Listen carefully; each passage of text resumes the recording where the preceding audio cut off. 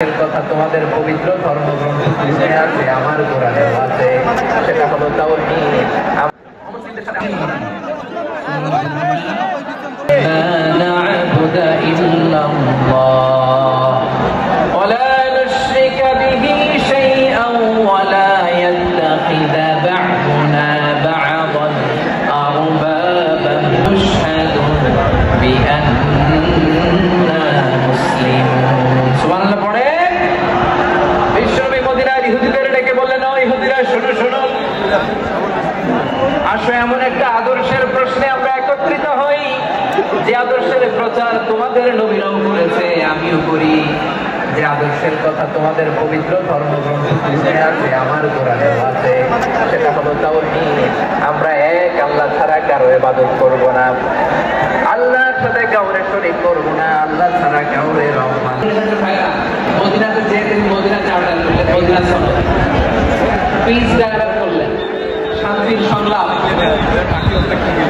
Interface dialogue করলেন, আন্তঃধর্মীয় সংলাপ, যার ভিত্তি ছিল তাওহীদ। সুবহানাল্লাহ। তাহলে অন্য ধর্মের প্রতি সবসময় ইসলাম সহনশীল, টলারেন্স। যদি আপনি দেখতে চান ইসলামের নবী বিশ্বনবীর দিকে তাকান, ঠিক কিনা বলেন? আমরা তো সংখ্যালঘুদের রাইট প্রোটেক্ট করার জন্য কত আইন বানাই, কত বৈঠক করি, কত সংবাদ সম্মেলন করি। বিশ্বনবী সাল্লাল্লাহু আলাইহি ওয়াসাল্লাম সংখ্যালঘুদের রাইটসের ব্যাপারে, অধিকারের ব্যাপারে যে কথা বলেছেন, শুনলে আপনি অবাক হয়ে যাবেন। বিশ্বনবী বলেন, আলা মান যালামা মুআহাদান আও ইনতাকাসাহু আও কাল্লাফাহু ফাওকা তাআতিহি আও কাল্লাফাহু ফাওকা তাআতিহি আও আখরাজা বিশাইআন বিগাইরি দীনি নাফসিন ওয়া আনা হাদিথুহু ইয়াওমাল কিয়ামাহ। সংখ্যালঘুর উপরে অত্যাচার করে, কোন সংখ্যালঘুর প্রাপ্য থেকে যদি কেউ কাউকে ঠকায়, সংখ্যালঘুর উপর যদি কেউ কষ্ট দেয়, সংখ্যালঘুর সম্পদ যদি কেউ জোর করে কেড়ে নেয়, আমি কিয়ামতের দিন বিশ্বনবী ওই সংখ্যালঘুর পক্ষে আর ওই মুসলমানদের বিপক্ষে বাদী হয়ে যাবে।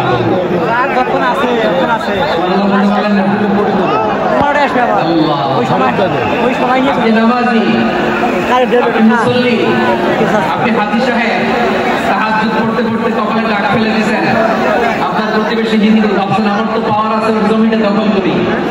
বিশ্বনবী বলেন, হিন্দুর পক্ষে বিরুদ্ধে আমি বাদী হইব না।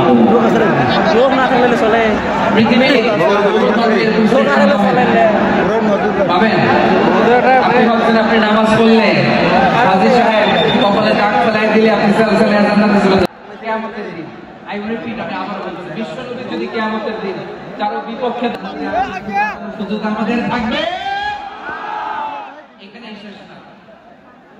আমার প্রিয় লালমনিরহাটের ভাইরা, এখানে শেষ না। বিশ্বনবী বলেন, মান ফাসালা মুআহাদা বুখারী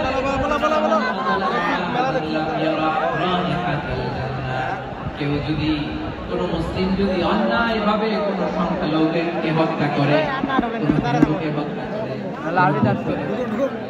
অন্যায় ভাবে কোন মুসলিম যদি সংখ্যালঘুকে হত্যা করে, জান্নাতে যাওয়া তো দূরের কথা, মুসলিম জান্নাতের ঘ্রাণ পাবে না।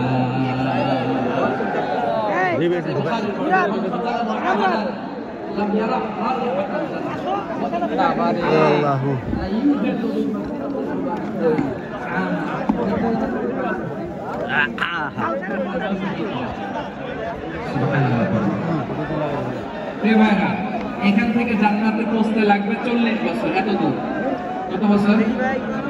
সবাই বলেন কত বছর? এখান থেকে জান্নাতে পৌঁছতে লাগবে 40 বছর। এত দূরে থাকতে জান্নাতের ঘ্রাণ আপনার নাকে এসে থাকে মানে। আরে ওই সাইডে বলেন, যে ব্যক্তি কোন সংখ্যালঘুকে হত্যা করে, প্রতিবেশী আস্তিক হোক নাস্তিক হোক, প্রতিবেশী মুমিন হোক মুশরিক হোক, প্রতিবেশী হইলে তার সাথে ভালো আচরণের দরকার আছে না নাই?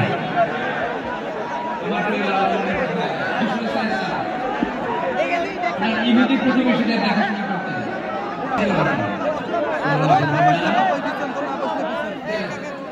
যে দেখে ইহুদি ছেলেটা মুমূর্ষ,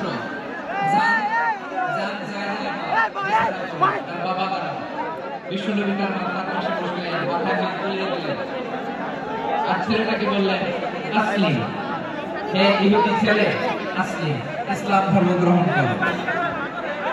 এই ছোট্ট ছেলে ভাবে আমরা ইহুদি, এখন ইসলাম ধর্ম গ্রহণ করলে আব্বা যদি বকা দেয়, ফানাযারা ইলা ওয়াজহি আবি, ছেলেটা তার বাবার জাহান্নামে চলে যাচ্ছিল প্রায়। মানে চাই আওয়াজ নাই লালমনিরহাটের গলায়, শুনতে মনে যায় 1000 স্বর্ণ মুদ্রা, 1000 স্বর্ণ। দুইটা খ্রিস্টান দাসী, একজনের নাম মারিয়া বিনতে শামউন আল-কিবতিয়া, আরেকজনের নাম সিরিন বিনতে শামউন আল-কিবতিয়া।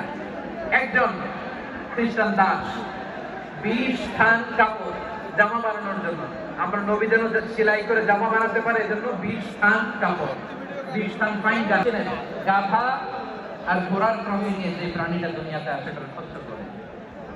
এই যে সুপার পাওয়ার, সুবহানাল্লাহ পড়বেন না? তাহলে অমুসলিম কেউ যদি আপনাকে উপহার দেয়, হালাল উপহার হলে আপনি গ্রহণ করতে পারবেন। অনুরূপ ভাবে পারস্যের বাদশা রোম সম্রাট বিশ্বনবীকে উপহার পাঠিয়েছেন, আমার নবী সবগুলো উপহার গিফট গ্রহণ করেছেন। সুবহানাল্লাহ বলেন। তাহলে প্রিয় লালমনিরহাট, আওয়াজ করে বলুন, ইসলাম কি ন্যারো মাইন্ডেড রিলিজিয়ন না ব্রড মাইন্ডেড? আম্মাজান আয়েশার কাছে মাসালা জানতে চায় মেয়েরা, এই আম্মাজান অগ্নি উপাসকেরা তাদের ঈদের দিন নওরোজের সময় আমাদেরকে পাখি দেয়, নেওয়া যাবে?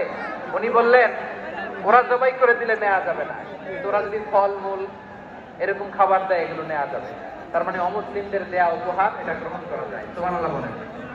শুধু তাই নয়, বিশ্ব ইসলাম অমুসলিমদের সাথে আর্থিক লেনদেনও করেছেন, ফিনান্সিয়াল ডিলিং করেছেন। অমুসলিমদের সাথে প্রয়োজনে আপনি নাপিত, অধিকাংশ নাপিতের দোকানে কারা? আমার হিন্দু ভাইরা। আপনি চুল কাটতে পারবেন কিনা? পারবেন কিনা বলেন? পারবেন। তার দোকান থেকে দই মিষ্টি কিনতে পারবেন কিনা? আমার মুসলিম ভাইয়ের দোকান থাকলে ওইটার আমি বেশি প্রায়োরিটি দিই, ঠিক কিনা? কিন্তু যদি তাদের সার্ভিস নিতে চান, প্রোডাক্ট নিতে চান, পারবেন। তার দলিল সহিহ বুখারী, আম্মা জান আয়েশা রাদিয়াল্লাহু তাআলা বলেন, ইশতারা